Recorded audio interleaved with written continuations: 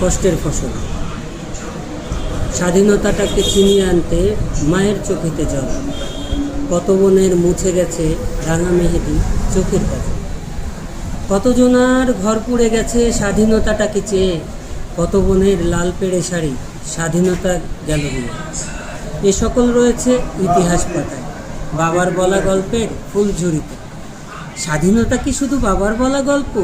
বোধ করি আমি একাদশে এসে এখনকার স্বাধীনতা যে যার মতো করছে নিজের স্বার্থ সিদ্ধি।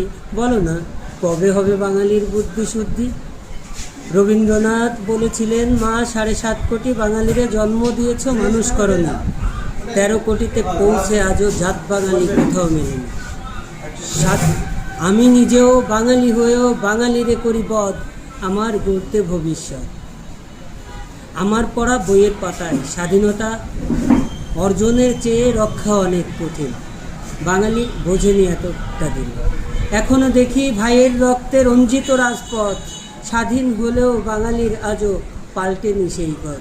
ডেকে যাই, কোথায় আছো রাখাল তাঁতীয় জেলে? কোথায় আছো বুদ্ধিজীবীও মুক্তিযোদ্ধার ছেলে? বলি, যুদ্ধ হবে আবার বাংলার মাটিতে, এবার মাটি নয় দেশকে বাঁচাতে।